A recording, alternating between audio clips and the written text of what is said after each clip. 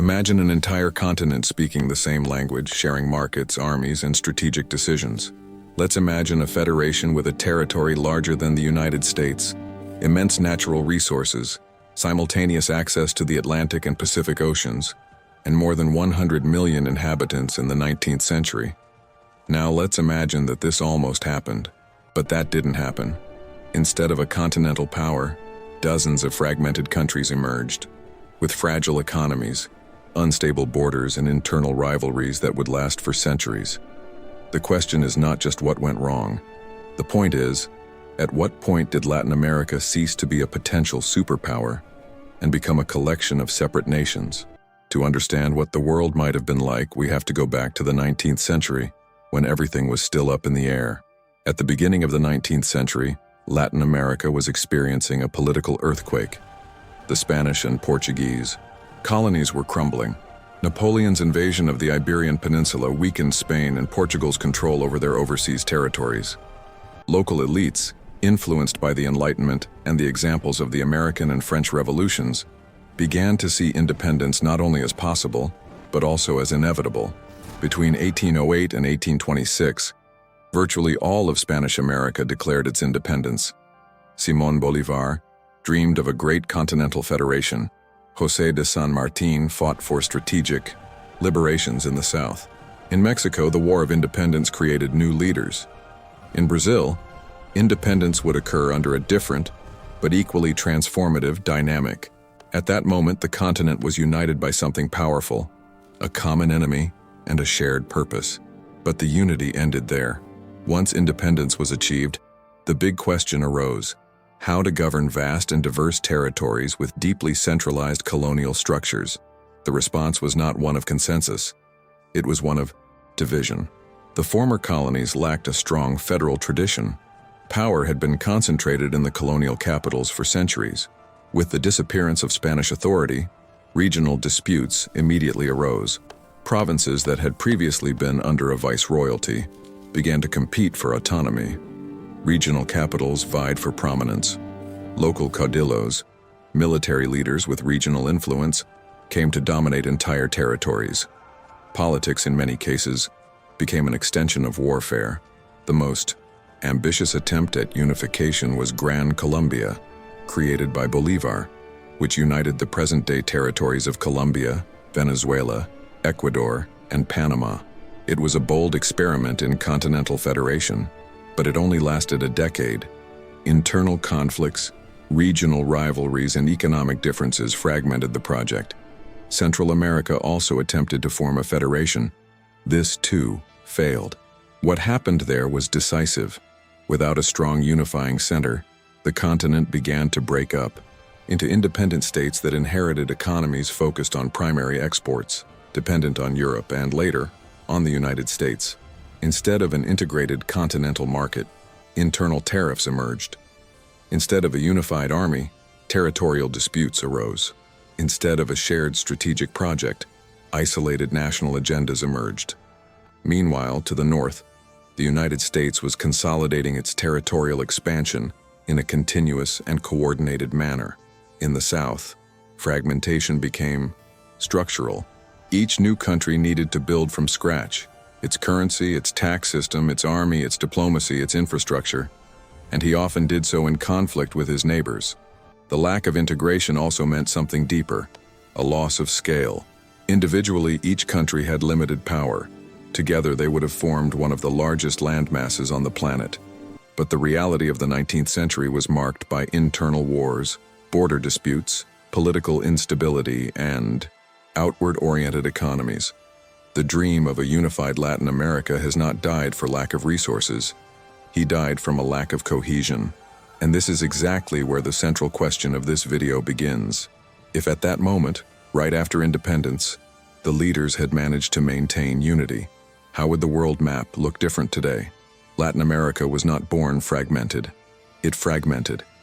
And there was a brief but decisive period in which unification was not only possible, but plausible. Between 1815 and 1830, the continent was in crisis. Spanish authority had crumbled. Wars of independence were being won. The old colonial structures were collapsing. but they had not yet been replaced by consolidated national systems. This was the most fluid moment in the history of Latin America. Nothing was completely decided. Territories were not yet rigidly defined. National identities were still forming. The idea of Argentina, Colombia, or Mexico as solid states was recent and unstable. The dominant concept among many leaders was not fragmented nationalism, but continental liberation. Simón Bolívar understood this clearly. He wasn't just fighting for isolated independence movements. He envisioned a geopolitical bloc. In his view, the survival of the new nations depended on unity. Separated, they would be fragile. United, they could become a global power. The Congress of Panama, convened in 1826, was the most concrete attempt to transform this ideal into a structure. Bolívar wanted to create a League of Republics with military, diplomatic, and strategic coordination. It would not be an immediate, total merger, but rather a pact of defense and cooperation, the embryo of a federation. At that time, the project was still viable. Spain was weakened. The European powers were more concerned with their own post-Napoleonic readjustments. The United States had not yet fully consolidated its continental hegemony. There was room for maneuver. But the problem wasn't outside. It was inside. Regional elites began to fear the concentration of power.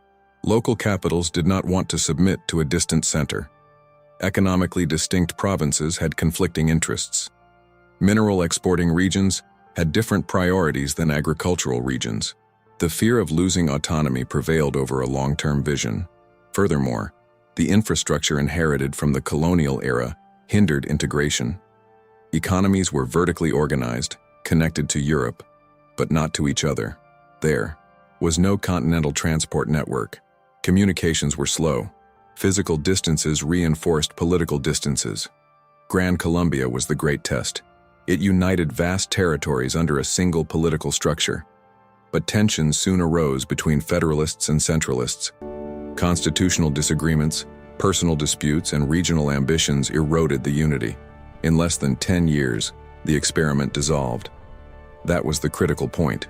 If during that period, between 1820 and 1830, a minimal federation had been established with basic economic and military coordination, the course of history could have been drastically different, because what was subsequently established was the opposite, the normalization of fragmentation. Once the new countries created their own constitutions, militaries, and national identities, integration became increasingly difficult. Rivalries became institutionalized. Border conflicts began to emerge.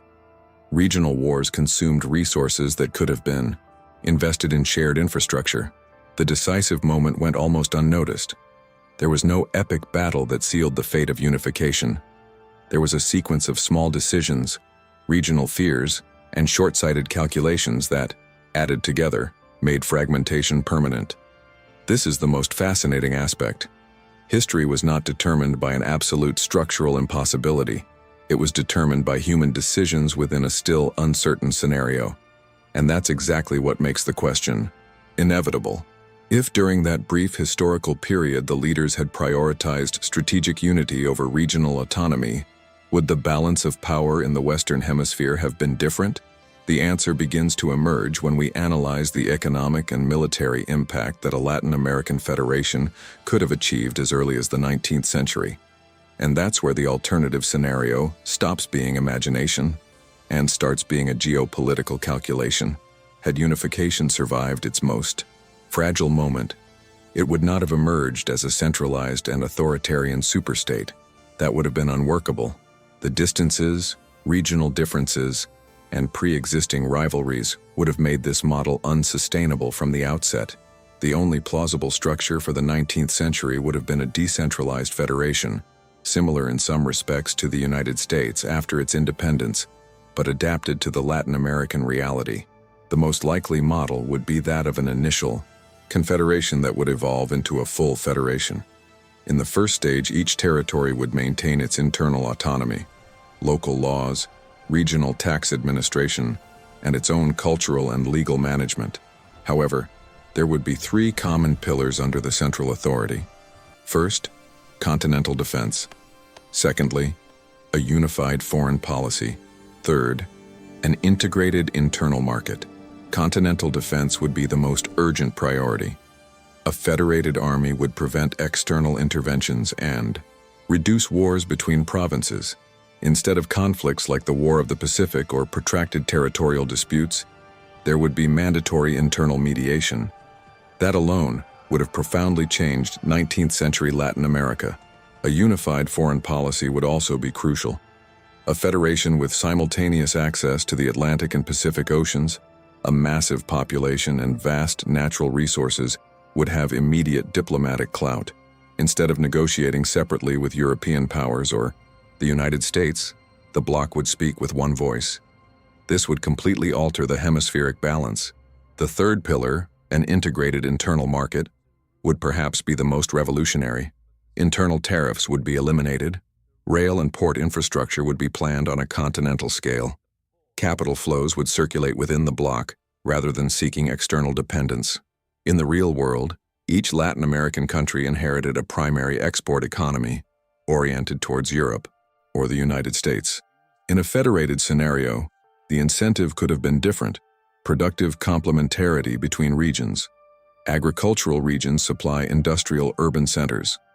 Mining areas finance continental infrastructure. Strategic ports coordinate to expand global trade routes. The federal capital would likely be located in a neutral position or rotate periodically to reduce regional tensions. The Senate could represent the regions proportionally, while the House of Representatives would reflect the total population, creating a balance between large and small territories.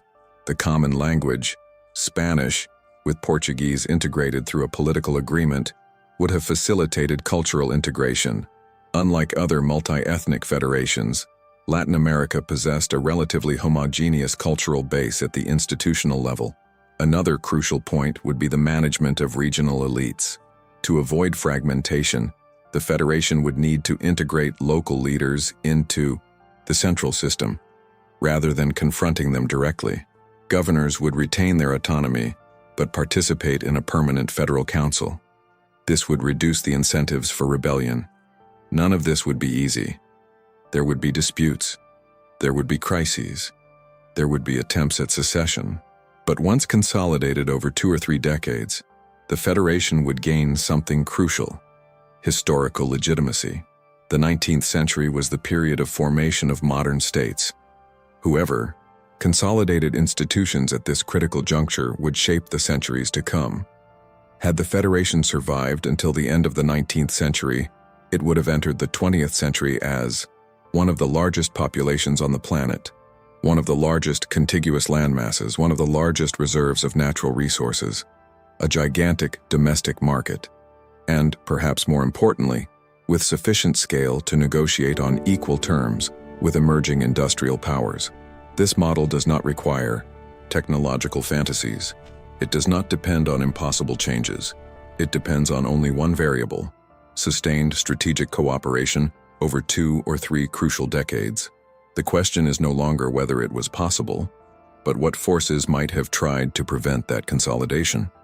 Because a unified continental landmass in the Southern Hemisphere would have profoundly altered the 20th century, and that is exactly what we will see next.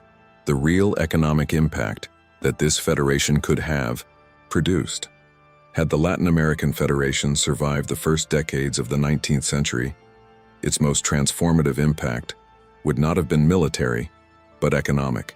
In the real world, after independence, Latin American countries inherited economies structured to serve the colonial powers. They exported minerals, sugar, coffee, meat, cotton, and other primary products to Europe. In return, they imported manufactured goods. It was a colonial logic that persisted even after the formal end of European rule. Individually, these new countries had little incentive or ability to break this pattern, but united, the scenario would change completely. A continental federation would immediately create a gigantic internal market. Instead of small, isolated economies, there would be a bloc with millions of potential consumers even in the 19th century. This would alter the fundamental economic calculation. It would then make sense to invest in domestic production. Industrialization requires scale. This is what allowed the United States and Germany to grow in the 19th century. A large domestic market reduces risks and guarantees initial demand for locally manufactured goods. A unified Latin America would have this scale. Mining regions like Mexico, Peru, and Bolivia could supply continental steel mills. Agricultural areas like Argentina and Brazil would provide food and raw materials. Strategic ports in the Caribbean and the Pacific would integrate global shipping routes under a common coordination system. With the elimination of internal tariffs, intra-block trade would grow naturally. Rail infrastructure could be strategically planned, connecting complementary regions, not just export zones, with European ports. This is a crucial point. In practice, Latin American railways were built primarily to transport goods abroad. In a federated scenario, they could have been designed to integrate the continental territory. This would accelerate urbanization, the formation of industrial centers, and productive specialization. Furthermore, a unified bloc would have greater international negotiating power. It could negotiate more favorable trade tariffs, attract foreign investment under strategic conditions, and protect emerging industries, something that was difficult for isolated countries. Another decisive factor would be the currency. Fragmented countries faced recurring monetary instability. A federation could have created a common or coordinated monetary system, reducing volatility and facilitating financial integration. Monetary stability accelerates investment. Had this stability been achieved between 1830 and 1870, the Federation would have entered the second half of the 19th century, already in the initial stages of industrialization, possibly before some peripheral European powers.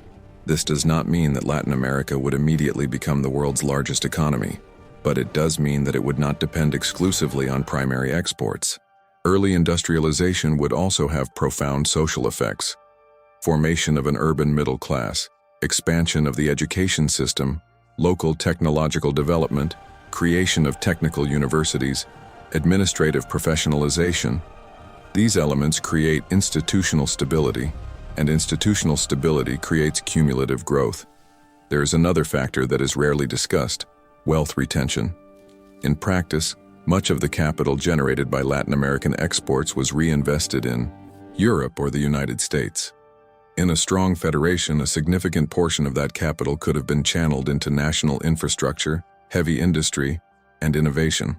The result, as the 20th century began, would be a more economically complex continental bloc, less vulnerable to external crises and less dependent on foreign financial centers. This would even alter the hemispheric balance. An industrialized and integrated Latin America would not only be a supplier of raw materials, but also a relevant geopolitical actor. And when the great wars of the 20th century arrived, the continent was able to negotiate not as a periphery, but as an emerging power. The issue then ceases to be economic and becomes strategic. How would the established powers react to an industrialized continental bloc to the south? Because economic growth is never neutral.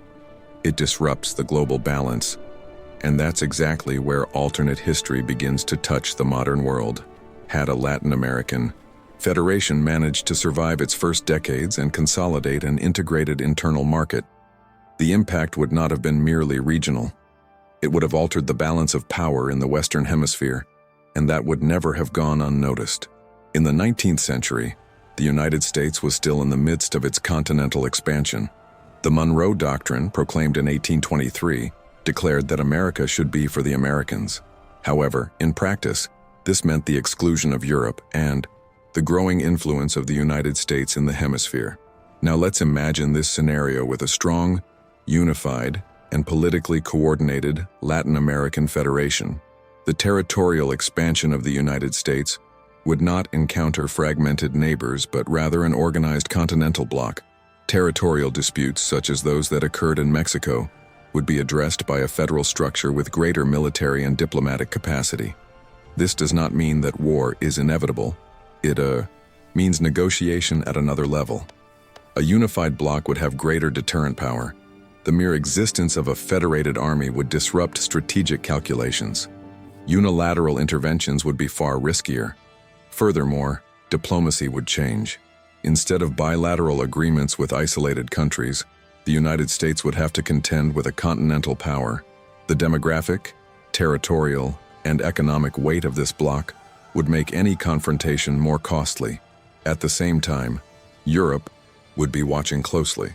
In the real world, powers like England and France maintained significant economic influence in Latin America, primarily through investment, trade, and credit.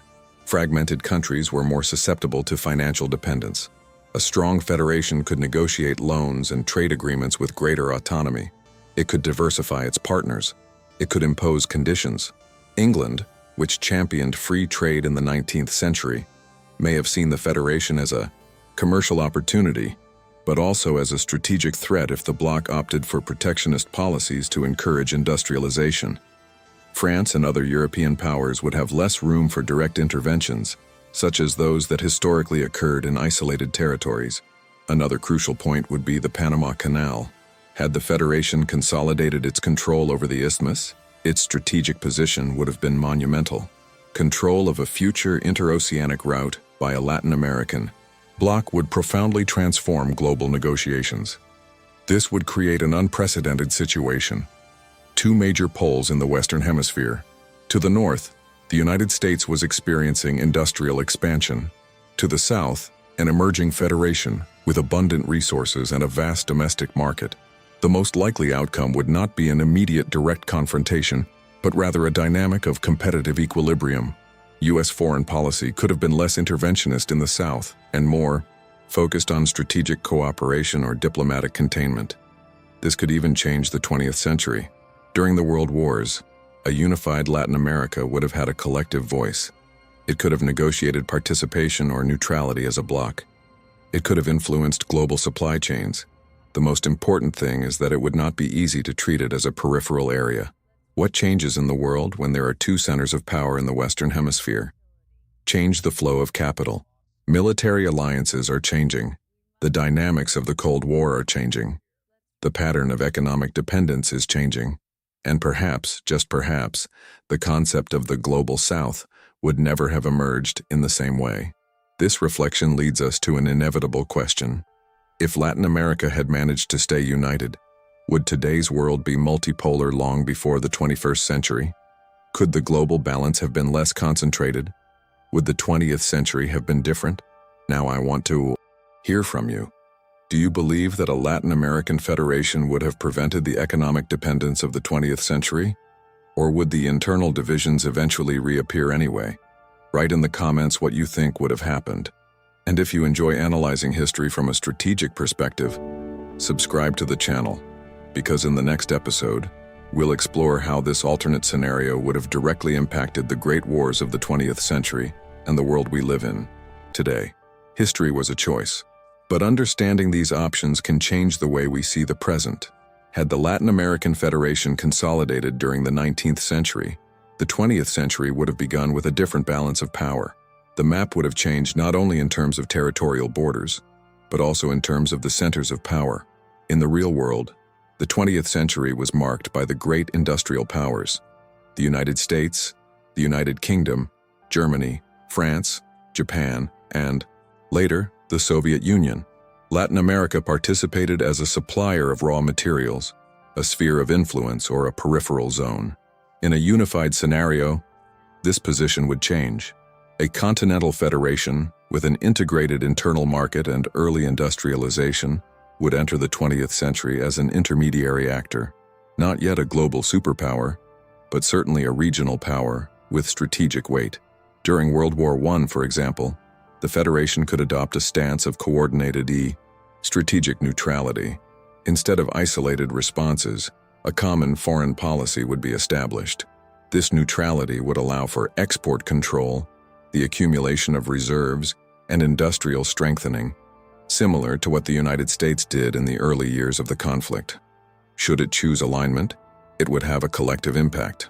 A united Latin American bloc would disrupt global supply chains and expand its bargaining power in the post-war era.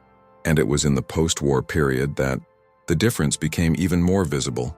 In the real world, the interwar period was characterized by political instability in several Latin American countries, isolated economic crises, and a growing dependence on foreign capital. In a federation, the response to the Great Depression of 1929 could be coordinated. A large domestic market cushions external shocks. If domestic demand were strong enough, the drop in exports would not have such a devastating effect. Fiscal and monetary policies could be adjusted together. Coordination among central banks would provide greater stability. This means that the social and political impact of the crisis could be less, reducing coups, institutional instability, and cycles of disruption. Then we come to World War II. In a world with a consolidated Latin American federation, the United States would not be the only dominant industrial center in the Western Hemisphere. There would be another relevant center in the South. This wouldn't necessarily create direct rivalry, but rather a more balanced system. During the conflict, the Federation could become a key strategic supplier, expanding its industrial base in response to the demands of war, as has happened with other emerging economies. The real turning point would come with the Cold War. In the real world, Latin America became a stage for ideological disputes, external interventions, and internal conflicts influenced by the superpowers. Isolated countries were more vulnerable to political and economic pressures. In a federated scenario, the dynamics would change radically. The Cold War might not have transformed the continent into a fragmented chessboard. A unified bloc would have had greater autonomy to negotiate with both sides or maintain an independent strategic position. The likelihood of external interventions would have decreased with a solid institutional framework. This does not eliminate internal ideological tensions, but it alters their scale and external vulnerability. Another crucial element would be the control of strategic resources. A Latin American federation would bring together large oil reserves, essential minerals, abundant agricultural production, interoceanic access. In the context of the 20th century, this means energy and industrial bargaining power. The world could have witnessed the emergence of a third hemispheric pole, not only the North in Europe, but also an organized South. The concept of developing countries could have a different configuration. The idea of structural dependency might not have taken hold in the same way. This leads us to the deeper question. Would the 20th century have been less concentrated in a few centers of power if Latin America had remained unified? Perhaps the world would have become multipolar long before the end of the Cold War. Perhaps the global balance would have been less asymmetrical. And perhaps, just perhaps, the current political map is the result of a choice that was almost different in the 19th century. The story followed a certain path. But the other path, plausible, strategic, and possible, reveals how different the world could have been.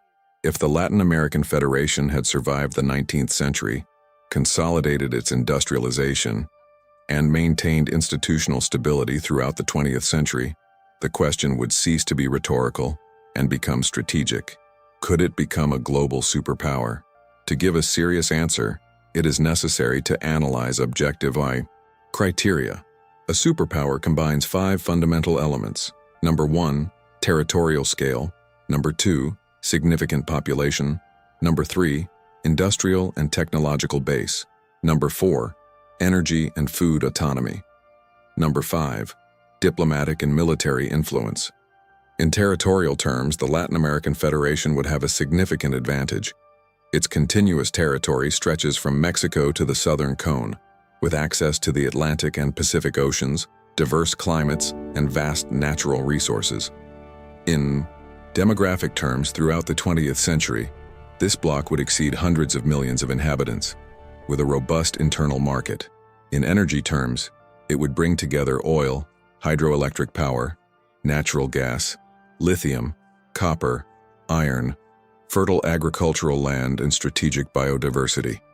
In other words, the material foundations would be present. The decisive variable would be institutional. Had the Federation managed to maintain political stability, invest in technical education, and consolidate industrial centers, it could have entered the 21st century as one of the world's largest economies, one of the largest industrial exporters, an emerging technology center, a key diplomatic player in multilateral negotiations. This would completely alter the current scenario.